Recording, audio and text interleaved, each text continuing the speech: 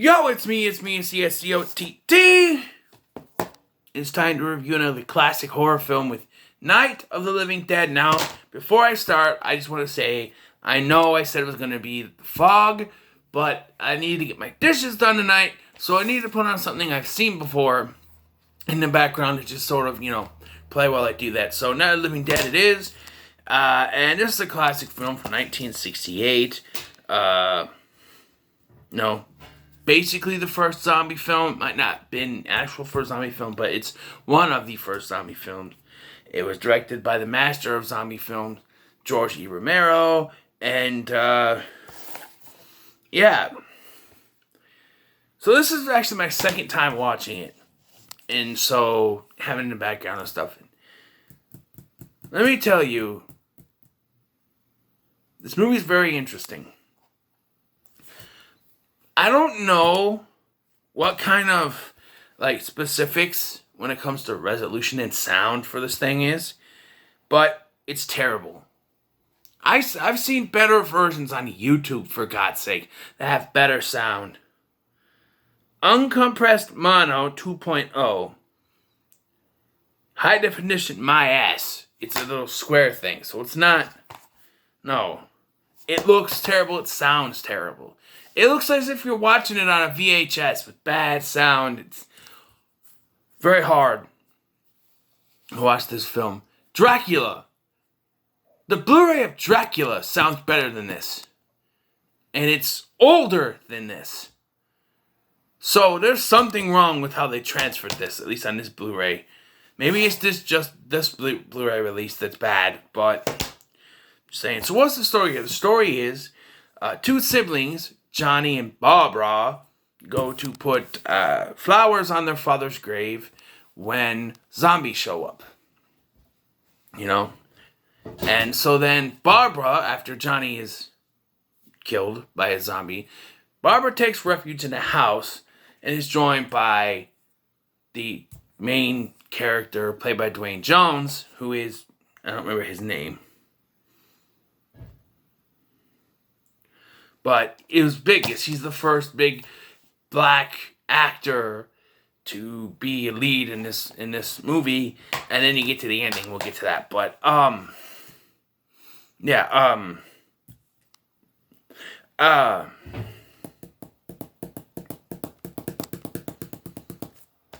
so the beginning of this film gives us that, that legendary line.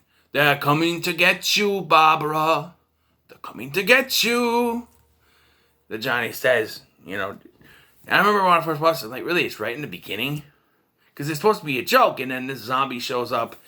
And I just, watching this and thinking, he just lets this guy walk up to his sister and then grabs a hold of her. Then he's like, well, wait a minute now. In his head and stuff. So, yeah. So, she goes to this she ends up at this house where eventually Dwayne Jones' character, he ends up there. And there's people in the basement. And they even make a deal of mentioning this, what I'm going to point out, is that there's hooting and hollering, Barbara is screaming, Dwayne Jones is beating up zombies, all this shit is going on, and they've been in the basement this whole time. And then after everything calms down, they come up. And this guy, who reminds me of Rob Corddry, bald and everything, he comes up and he starts arguing with Dwayne Jones, and he's like, no, and arguing, that's safe in the basement. No, it's safer up here. I got everything boarded up, it's safer. No, it's safer in the basement. Do both. I mean, come on. Some of you can stay in the basement, some of you can stay up there. And it proves that both aren't really that safe, because the Rob Corddry guy, his wife and daughter are down there, and his daughter's been bit.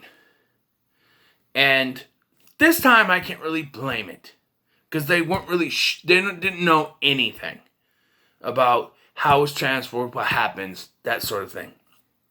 Unlike the Dawn of the Dead remake, where they had an inkling that the bites might be why people are changing, and they still did nothing when that fat lady came in.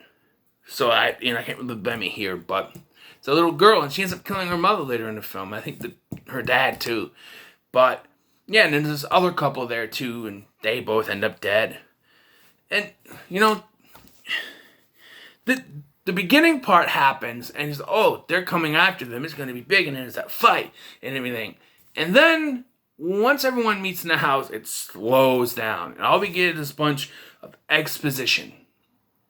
And they goes, oh, this might have happened. A satellite might have fallen and caused this and stuff on the news, and rednecks talking about stuff, and they're going to show up at the end, and you're going to see. Just exposition. Arguing between Dwayne Jones and the bald guy that really is just fluff. Spread out the runtime, I guess. Then shit starts to happen. They start to break in and stuff, and then you find out the daughter's been bit, and she's turning, and then the wife dies, and then he dies, and the other two die. They try to get to the truck, but they know they died, they're out. And this whole time, Barbara is like this. She is like, I don't know what kind of direction they gave her, but she is in like a trance for the entire film. Just, that's it. She seemed like she was an important character, and then once they meet up with the actual main character, Dwayne Jones' character, she's just put to the side, and she just lays there. When there's arguments going on, and zombies breaking in, she just lays there. She sees her brother is now a zombie, and that happens. Yes, so then, when it gets to this point, Dwayne Jones decides, I'm going to go in the basement, and he's confronted by the vampire. Too much vampire this past weekend. The zombie girl, and he's forced to kill her. They don't show it, of course. And then he gets out. He goes up and he survives. Only to be shot by the rednecks. And I don't know if there's been any discussion about this, but I don't think they shot him because they thought he was a zombie. Because, I've seen this twice, and I've seen the ending many times, trying to rewatch, trying to think about it. He comes up to the window with a gun in his hand. The zombies don't have guns, don't use guns. I think they're just racist.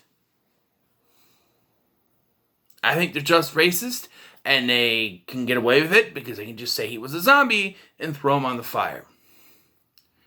That's what I think it is. And this is 1968, so it's very in that time period where racist things could still happen. And I think that's what happens. They don't blatantly say that, but that's what it seems like to me. Because he has a gun in his hand. He has a rifle in his hand. Right? Why would a zombie have a rifle in their hand? They wouldn't. They shot him on purpose. Not because he was a zombie, but because he was black. That's why they shot him. And really, I don't care for this ending because this guy has survived everything. And then he just gets shot and he dies. I'm not a big fan of downer endings. This ending just sort of, it doesn't work for me. And especially if you really think about it, and you really think about the fact that he was killed not because he was a zombie, but because he was black, then it really doesn't work. And, I'm not saying that it's definitely why it happened. It just seems that way. I'm not blaming the director for this. Not George Romero. I'm not blaming the director. He put this guy as the star of the movie. So, yeah, he put this guy, he made this guy the star of the film. So, I can't blame George Romero. Just whoever wrote it, did he write it too? Doesn't say. Screenplay by John A. Russo and George Romero. So maybe. But still, it just doesn't. It seems more like you're supposed to blame the rednecks. Because that's what they are. You can hear them talk throughout the film. They're rednecks. I think they did it on purpose. I think they didn't care whether he was a zombie or not. They just saw he was black and fired a shot. That's it. And I'm not racist by any means, which is why I don't like the ending. But, yeah. Anyway, time for my rating. And I'm going to give Night of the Living Dead a 7. Because it's a decent film. There are some things that messed up. There's one shot where Dwayne Jones is sitting like this. And then it kind of cuts. And he's sitting like this. It's really weird. Oh no, he's sitting like this, looking this way, and then there's a cut. You can see where they cut the film, and now he's standing up. It's a really weird cut. It's the only edit I noticed where it's really weird. It's a really weird cut. Other than that, like I said, the quality on this Blu-ray not the best. Maybe there's another release I should get. I don't know, but it's really not the best quality.